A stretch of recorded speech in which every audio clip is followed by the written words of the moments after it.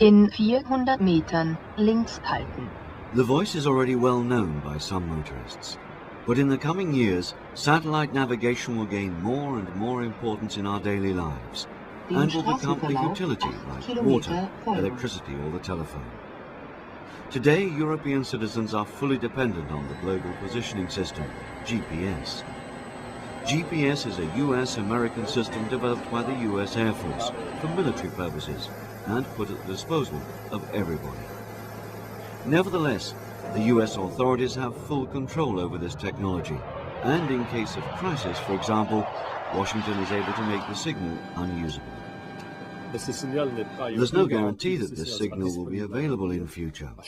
At each moment, the American government can decide to stop the signal. Secondly, this signal may be free today, but nobody can say if it will still be free in about 10 years. The European Space Agency ESA is fully involved in Europe's own satellite navigation project and responsible for its development. Galileo is the first major program bringing together the European Union institutions and the European Space Agency. It's based on a constellation of 30 satellites, placed in a medium Earth orbit at an altitude of approximately 24,000 kilometers, continuously covering the entire surface of the Earth. European cutting-edge technology will make Galileo much more accurate than today's GPS. Galileo will deliver real-time positioning accuracy down to 1 meter, which is unprecedented for a publicly available system.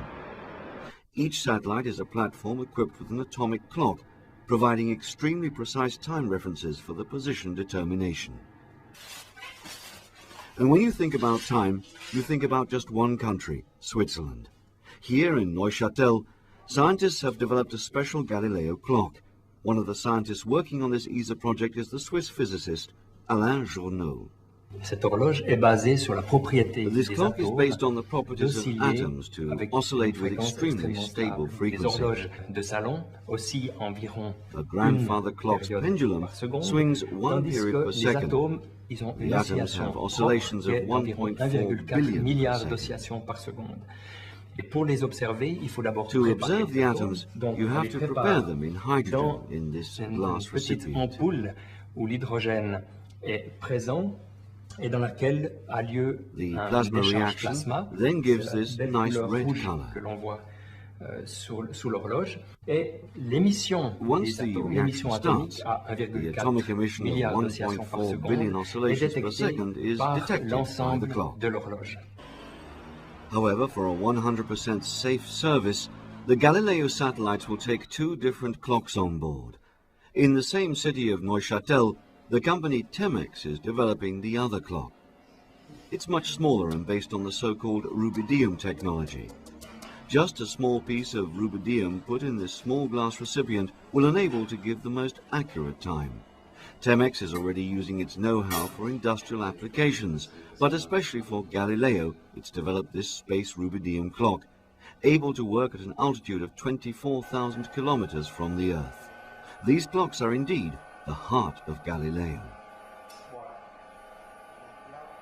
Each satellite is providing its own time and its own location.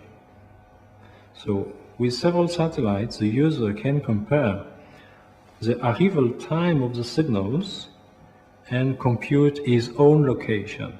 And that's why we need on each satellite the exact time and position.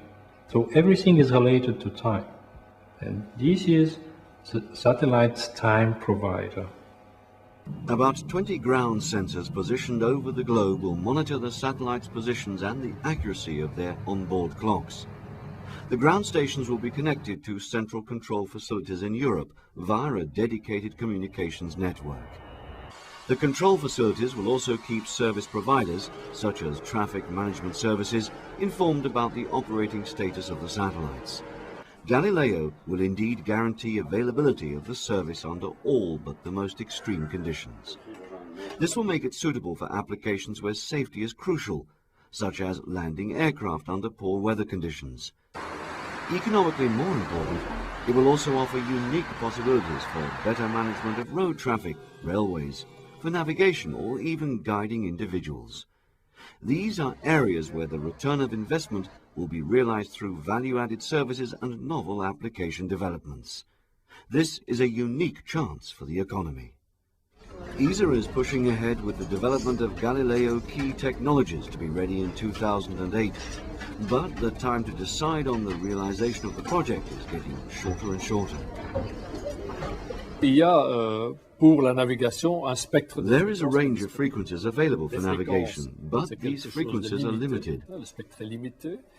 In 2000, we received a part of the frequencies for our Galileo project in Istanbul, but we have to use them in space before 2005. If we don't do this, we'll lose the right to use this range of frequencies. For many European politicians, there's no question about the necessity of Galileo. If we would have asked ourselves this same question 30 years ago, we wouldn't have built Airbus and would have bought Boeings. Neither would we have bought Ariane. We would have ordered American or Russian launches. We need Galileo for our technological and scientific independence. Using the American GPS is contrary to European independence. Either we have a conception of Europe which uses the world market as a sort of supermarket dependent on the United States, who might be our ally, but there's no reason to be dependent on them, or we opt to continue the adventure of European space technology and scientific research. During the month of March, a series of European summit meetings of ministers and heads of states and government will have to decide about the future of Galileo, and not only about European sovereignty.